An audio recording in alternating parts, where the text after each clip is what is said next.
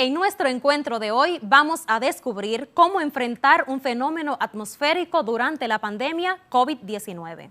También abordaremos el estado del tiempo atmosférico, esto es, temperatura, presión atmosférica, humedad, viento, precipitación, radiación solar y tormentas tropicales, que regularmente escuchamos vía TV, radio, redes sociales, dispositivos electrónicos y periódicos impresos. Para empezar, hablemos un poco sobre la ubicación geográfica de nuestro país. República Dominicana está ubicada en el centro del archipiélago antillano, entre el Mar Caribe y el Océano Atlántico, lo que determina su clima marcadamente tropical húmedo. Dada su ubicación geográfica, está expuesta a severos peligros naturales, especialmente tormentas tropicales, huracanes, tornados, inundaciones, deslizamientos de tierra, incendios forestales y terremotos.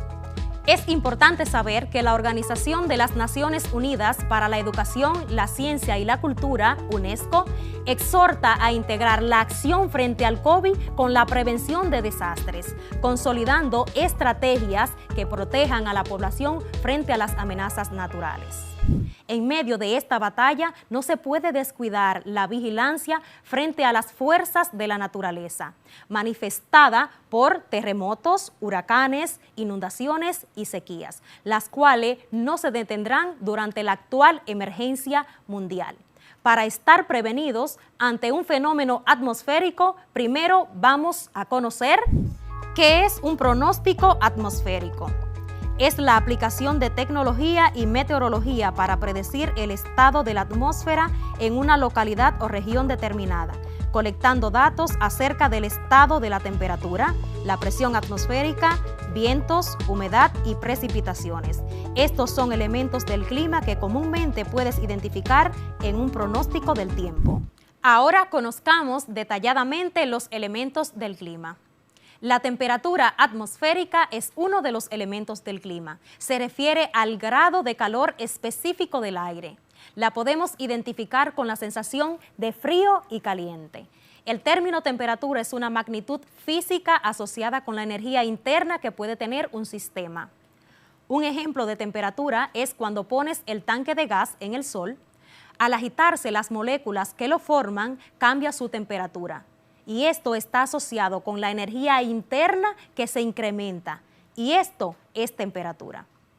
El instrumento utilizado para medir la temperatura es el termómetro. ¿No te causa curiosidad escuchar los grados de temperatura en Celsius o Fahrenheit? Cuando utilizamos un termómetro para medir la temperatura, ya sea cuando tenemos fiebre, por ejemplo, por COVID-19 o dengue, o cuando vemos las noticias en el clima, aparecen las temperaturas en grados Celsius o grados Fahrenheit. ¿A qué se debe esto? Esto es debido a que la temperatura se mide en grados Celsius, grados Fahrenheit y grados Kelvin. Por ejemplo, en estos días es muy común que al entrar a un lugar te coloquen un termómetro digital para medir tu temperatura corporal. Debes saber que tu temperatura corporal promedio aceptada es de 35 a 37 grados Celsius, equivalente a 98.6 grados Fahrenheit. Si el termómetro marca una temperatura mayor a 37 grados Celsius, probablemente tengas fiebre. A continuación, te presento una tabla de transformaciones de unidades de temperatura. Para los casos de conversión de grados Celsius a grados Fahrenheit, vamos a utilizar la fórmula grados Fahrenheit es igual a grados Celsius por 1.8 más 32. Para convertir grados Fahrenheit a grados Celsius, la fórmula es grados Celsius es igual a grados Fahrenheit menos 32, dividido entre 1.8. Para llevar grados Celsius a grados Kelvin, la fórmula es grados Kelvin es igual a grados Celsius más 273. Si lo que queremos es llevar grados Kelvin a grados Celsius, la fórmula es grados Celsius es igual a grados Kelvin menos 273. Otro elemento del tiempo atmosférico es la humedad. Por sentido común se espera que cuando nos hablan de alta humedad, pareciera que deberíamos de sentir más frío o menos calor. Pero resulta que la humedad es la cantidad de vapor de agua presente en el aire. Y como hemos escuchado en clases anteriores, las moléculas de agua en forma de vapor de agua están en estado gaseoso y por lo tanto con un aumento de temperatura para días calurosos. La molécula adquiere mayor cantidad de movimiento, por lo que provoca una sensación de mayor calor al interactuar con nuestro cuerpo. El instrumento para medir la humedad es el higrómetro. La humedad se mide en porcentajes. Cuando el higrómetro marca 100%, esto quiere decir que el aire está saturado con el máximo de humedad. El siguiente elemento del tiempo atmosférico es la presión atmosférica. El concepto de presión es la fuerza que se ejerce sobre un área. Esto es dividir la fuerza entre el área. Por lo que la presión atmosférica es el peso o fuerza que ejerce el aire sobre la superficie. Existen distintas unidades de medida de presión. Por ejemplo, atmósfera, pascal, hectopascal, milímetro de mercurio, entre otras. Debes saber que el barómetro es el instrumento que se utiliza para medir la presión atmosférica. Cada masa de aire tiene una diferente presión. Si es más elevada de la que consideramos media, que es 1013.25 hectopascal, la llamamos alta. Y si está por debajo, decimos que es baja presión. Las altas presiones también se llaman centro de altas presiones o anticiclones. Y las bajas presiones reciben el nombre de centro de bajas presiones. También se denominan ciclones o depresiones tropicales. Otro elemento determinante del clima son los vientos. La República Dominicana se caracteriza por su clima tropical, modificado por los vientos alisios del noreste y por la topografía o relieve del país. Ejemplo, montañas, valles, ríos, entre otros. Los vientos alisios predominan sobre la isla durante todo el año. Se hacen sentir más sobre los sistemas montañosos, donde soplan con mayor violencia. Los vientos alisios se originan en un área de alta presión, conocida como anticiclón del Atlántico, que se extiende desde las Islas Bermudas hasta España. Inician su movimiento casi paralelo a las costas africanas y luego giran hacia el oeste.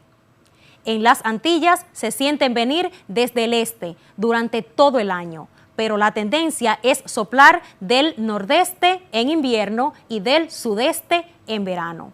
La acción de los vientos alisios influye decisivamente sobre nuestro clima y se hace sentir más en las áreas más expuestas a las corrientes de aire. Lo contrario ocurre en las áreas resguardadas donde no llega libre su acción.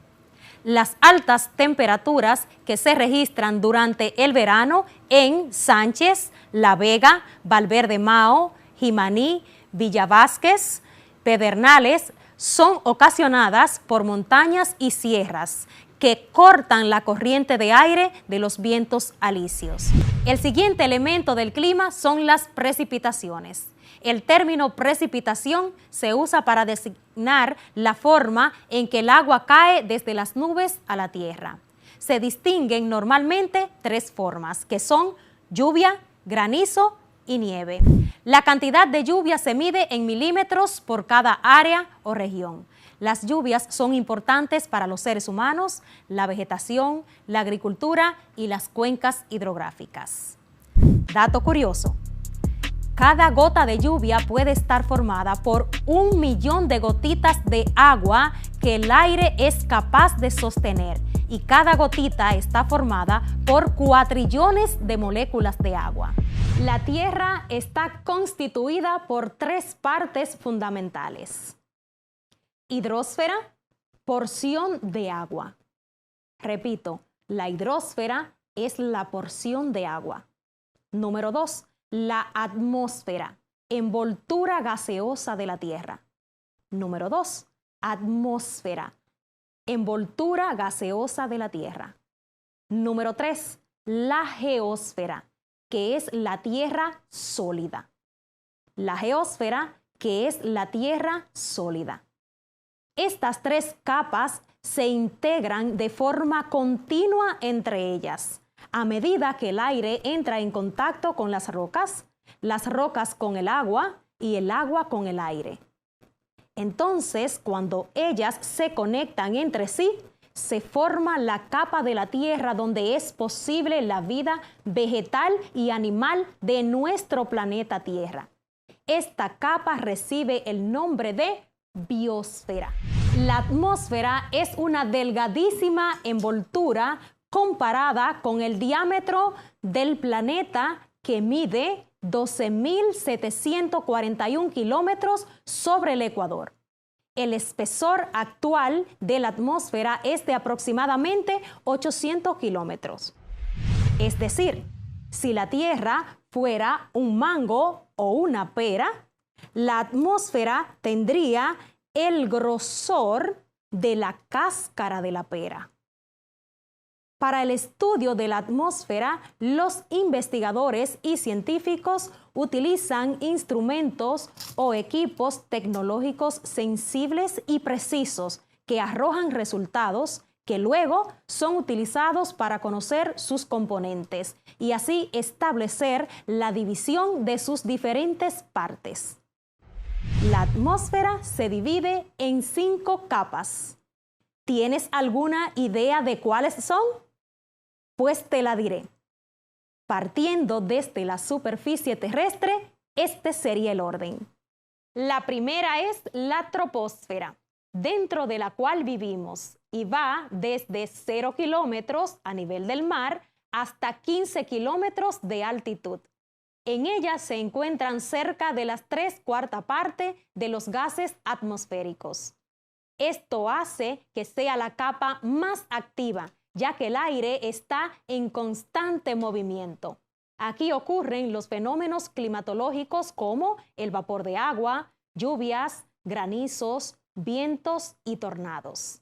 Se calienta por la radiación infrarroja, o sea, el calor que emite el sol a la superficie de la Tierra. Cuando ésta se calienta por la radiación, emite de nuevo el calor hacia la atmósfera. Te explico. El Sol irradia calor a la superficie terrestre en forma de radiación. Cuando la Tierra se calienta, devuelve este vapor caliente hacia la atmósfera, y esto es lo que mantiene la troposfera caliente. La segunda es la estratosfera. Se encuentra por encima de la troposfera y se ubica a una altitud de 15 a 50 kilómetros. Es una región muy estable, de poco movimiento. No contiene vapor de agua, por lo que se forman muy pocas nubes. Como esta capa no es tan turbulenta como la troposfera, permite el vuelo de los aviones. La temperatura aumenta progresivamente hasta 1,4 grados Celsius y dentro de ella, a los 25 kilómetros de altitud, se ubica la capa de ozono. La radiación ultravioleta solar interactúa con las moléculas de la capa de ozono de tal forma que no llega a la superficie terrestre, protegiéndonos de una radiación muy dañina para la salud. ¿Ves qué importante es proteger la capa de ozono? La estratosfera contiene cerca del 19% de los gases de la atmósfera, donde la masa total de estos gases se halla entre la troposfera y la estratosfera. La tercera capa es la mesósfera. Es la capa media de la atmósfera. Esta se encuentra entre los 50 y los 80 kilómetros de altitud. La mesósfera es la capa atmosférica más fría. La cuarta capa es la termósfera. Se localiza de 80 a 500 kilómetros de altitud. donde los gases de la atmósfera atrapan los rayos X provenientes del Sol y otras estrellas. Esta interacción hace que la temperatura de la termósfera aumente de manera considerable, formando iones positivos y negativos, originando la capa de la ionosfera. En esta capa se producen los reflejos de las ondas de radio de banda corta. La quinta y última capa es la exósfera. Es la capa ubicada a mayor altitud, 500 a 800 kilómetros de altitud. En ella se encuentra una gran variedad de pequeñas cantidades de gases como el helio, nitrógeno y argón. La escasa gravedad a esa altura permite que los gases escapen fácilmente al espacio exterior. Las tres últimas capas, mesósfera, termósfera y exósfera, contienen solo el 6% de la masa total de la atmósfera, por lo que la densidad es muy baja comparada con la densidad de las dos primeras capas. La densidad de la atmósfera no es uniforme a lo largo de las capas, a diferencia de lo que ocurre en el agua, que no importa la profundidad, la densidad es la misma. La máxima densidad ocurre a nivel del mar. Por eso es que los países se sitúan por encima o por debajo del nivel del mar. En resumen, la atmósfera se divide en 5 capas. La primera capa es la troposfera, la que está en contacto con la superficie terrestre, en la cual vivimos. Esta capa es muy turbulenta debido a la cantidad de gases que la forma. La capa número 2 es la estratosfera. Esta capa es más calmada, lo que hace posible el vuelo de los aviones. También en esta capa se encuentra la capa de ozono, que filtra los rayos ultravioleta del Sol para que no lleguen directamente a la Tierra y evitarnos daños. La tercera capa es la mesósfera. Es la capa más fría de la atmósfera. La cuarta capa se llama termósfera. En esta capa se forma una capa llamada ionosfera, que nos permite obtener ondas de radio corta y señales vía satélites. La última y quinta capa es la exósfera, donde no podría ser posible la vida debido a su baja densidad, falta de oxígeno y altas temperaturas. Después de este paseo por la atmósfera, estamos en capacidad de comprender y aplicar todo lo referente a la importancia del aire atmosférico.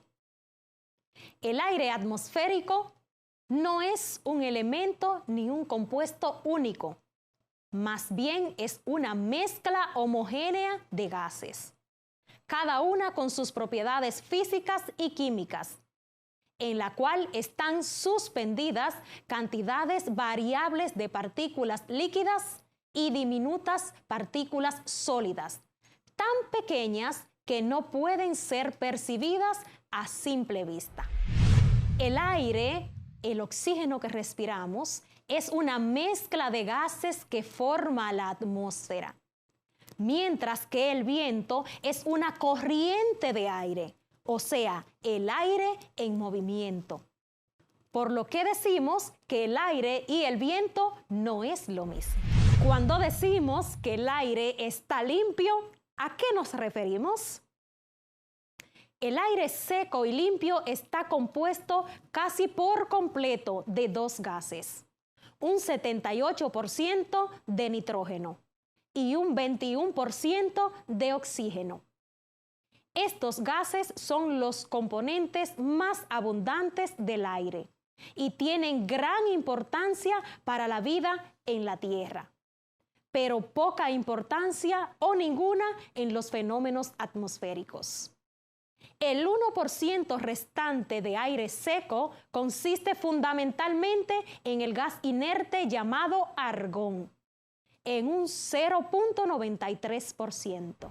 Hablar de los contaminantes del aire nos lleva directamente a cambios en el clima. Son reacciones en cadena por la interacción que ocurre entre diferentes capas de la Tierra. Las actividades humanas provocan la contaminación del aire con el uso indiscriminado de los recursos naturales, como son las granceras en los cauces de los ríos, las plantas termoeléctricas, deforestación, el uso de insecticidas y pesticidas en la agricultura, la quema de los combustibles fósiles, como por ejemplo derivados del petróleo como la gasolina, el gasoil y el gas, y el uso indiscriminado de plásticos.